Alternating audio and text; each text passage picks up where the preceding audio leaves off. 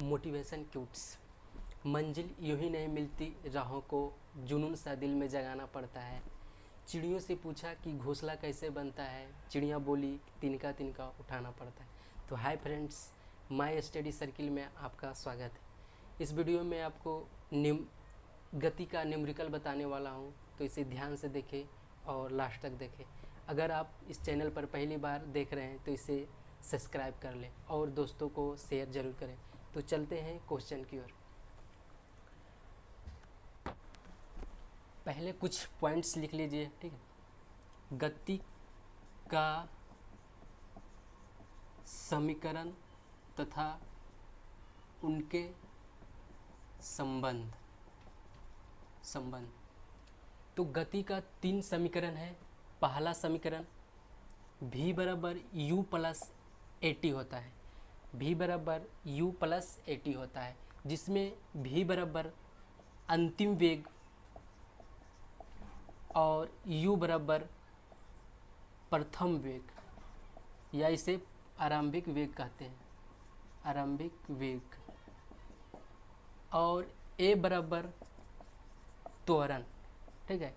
a बराबर त्वरण और t बराबर समय हो जाएगा, ठीक है, समय हो जाएगा। तो उनका संबंध, पहला संबंध यह है कि वेग और समय को बताता है। वेग और समय को बताता है, वेग और समय को बताता है। पहला समीकरण जो है वेग और समय को बताता है। दूसरा समीकरण क्या है?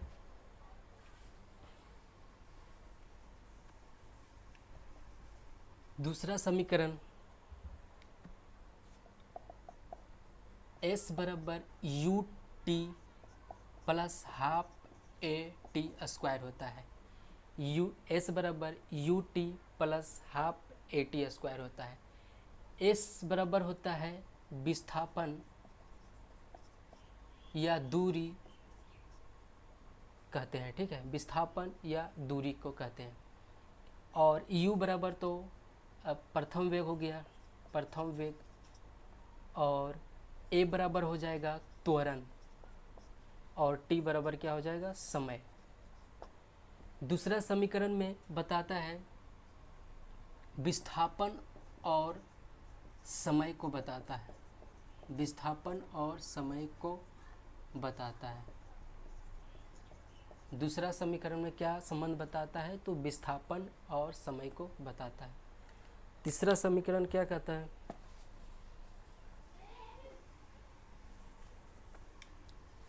तीसरा समीकरण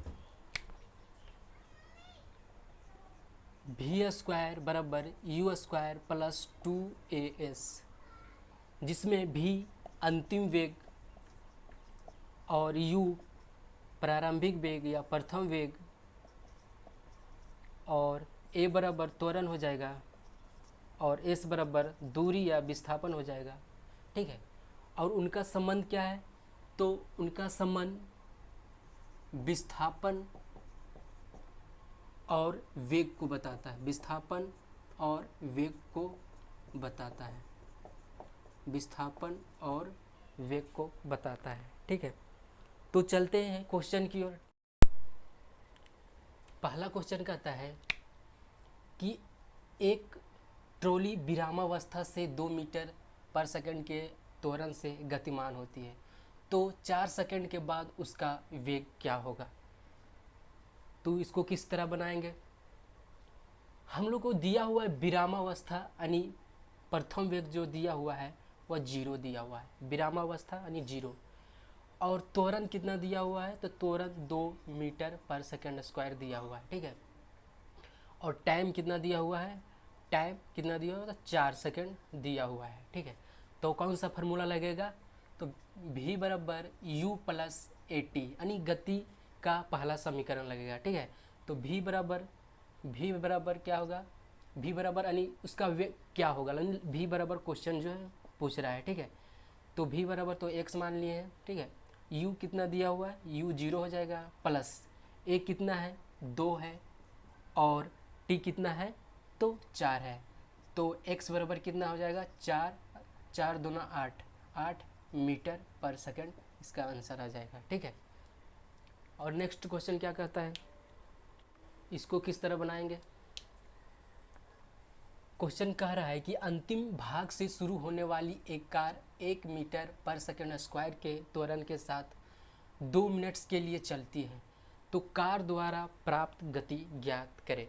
ठीक है, तो इसको कैसे बनाएंगे, हम लोगों को दिया हुआ है अंतिम भाग से शुरू हो रही है। ठीक है, अंतिम भाग से शुरू होने वाली, यानी भी बराबर कुछ ना कुछ दिया हुआ है। ठीक है, तो इसको x मानते हैं। ठीक है, और एक कार 1 मिनट पर सेकंड स्क्वायर के त्वरण से, त्वरण हम लोग का दिया हुआ है, यानी a बराबर दिया हुआ कितना, 1 मीटर पर सेकंड स्क्वायर। ठीक है, और 2 मिनट्स के लिए टाइम दिया हुआ हम लोग का 2 मिनट्स, इसको सेकेंड में चेंज कर लेते हैं तो 60 हो जाएगा, यानी 120 सेकेंड्स आ जाएगा। ठीक है, तो कार द्वारा प्राप्त गति पूछ रहा है, तो यानी u बराबर क्वेश्चन पूछ रहा है। ठीक है, u बराबर क्वेश्चन पूछ रहा है, सॉरी u बराबर तो 0 हो जाएगा क्योंकि भी पूछ रहा है। ठीक है, u बराबर तो 0 हो जाएगा। ठीक है, तो कौन सा समीकरण लगेगा गति का, तो हम लोग जानते हैं कि हम लोग का भी दिया हुआ, a दिया हुआ, t दिया हुआ, u भी दिया हुआ है, तो हम लोग v बराबर u प्लस at का समीकरण लगाएंगे। तो भी तो हम लोग को निकालना है, और u दिया हुआ है 0 प्लस a हम लोग का दिया हुआ है 1 मीटर पर सेकेंड, और t हम लोग का दिया हुआ है 120, तो कितना आ जाएगा, v बराबर कितना आ जाएगा, तो 120 मीटर पर सेकेंड इसका आंसर आ जाएगा। ठीक है, अगला क्वेश्चन क्या कहता है कि एक कार 5 सेकेंड में 1 मीटर पर सेकेंड के स्क्वायर के एक समान त्वरण से चलकर 5 मीटर पर सेकेंड से 10 मीटर पर सेकेंड की गति से चल रही है, तो कार द्वारा तय की गई दूरी ज्ञात करें। हम लोग का दूरी ज्ञात करना है, तो हम लोग को क्या क्या दिया हुआ है, टाइम हम लोग को दिया हुआ है 5 सेकेंड।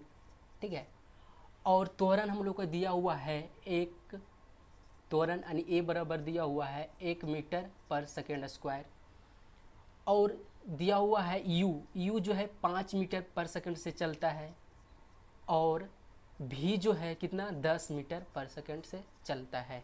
ठीक है, तो हम लोग का दूरी निकालना है। s बराबर क्या होता है, s बराबर ut plus half at square होता है, जो गति का दूसरा समीकरण है। और एक और क्या होता है, v स्क्वायर बराबर u स्क्वायर प्लस 2as। तो हम लोग का कौन सा फार्मूला लगेगा, तो हम लोग का a वाला फार्मूला लगेगा, s वाला a वाला पहला सेकंड वाला तो नहीं लगेगा। ठीक है, इसको मिटा देते हैं।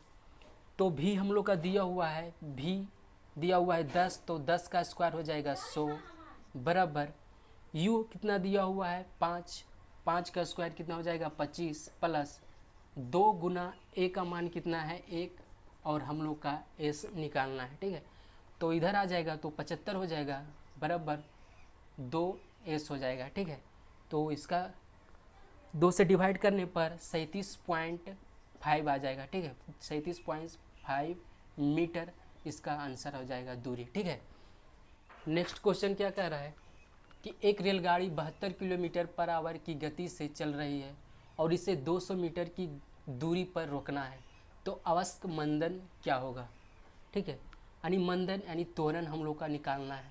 ठीक है, तो हम लोग का क्या क्या दिया हुआ है कि गति से चल रहा है, यानी u बराबर दिया हुआ है 72 किलोमीटर पर आवर, तो इसको मीटर पर सेकंड में चेंज कर लेते हैं 5/18, तो 18 चक 72 यानी 20 मीटर पर सेकंड हो जाएगा। और हम लोग का दिया हुआ 200 मीटर की दूरी, यानी s बराबर दिया हुआ है 200 मीटर। ठीक है, और तो ये अवस्क मंदन क्या होगा हम लोग का निकालना है, a बराबर निकालना है। ठीक है, तो इसको मान लेते हैं x। तो हम लोग का कौन सा फार्मूला लगेगा, तो हम लोग जानते हैं कि v बराबर u स्क्वायर प्लस 2as होता है। ठीक है, और क्वेश्चन कहता है कि 200 मीटर की दूरी पर रोकना है, यानी v बराबर क्या हो जाएगा 0 हो जाएगा, रुकेगा तो लास्ट जो वेग होगा वो 0 हो जाएगा। ठीक है, तो भी हम लोग का पता चल गया है, u 0 है। ठीक है, भी 0 है, और यू स्क्वायर कितना है, तो कितना है 20 है, तो 20 का स्क्वायर कितना हो जाएगा 400 प्लस 2 गुना ए हम लोग का दिया हुआ है कितना, ए हम लोग का निकालना है और एस हम लोग का दिया हुआ है 200। ठीक है, तो इधर आ जाएगा तो -400 हो जाएगा और 200 गुना 2 400 हो जाएगा और गुना x हो जाएगा, तो ये कट जाएगा पूरा, तो -1 आ जाएगा x बराबर। तो हम लोग का मंदन कितना आ जाएगा, नहीं त्वरण कितना आ जाएगा, तो x बराबर -1 हो जाएगा। ठीक है, यही इसका आंसर है। तो त्वरण किससे ज्ञात करते हैं, मीटर पर सेकेंड स्क्वायर से ज्ञात करते हैं, तो आंसर इसका आंसर हो जाएगा। ठीक है,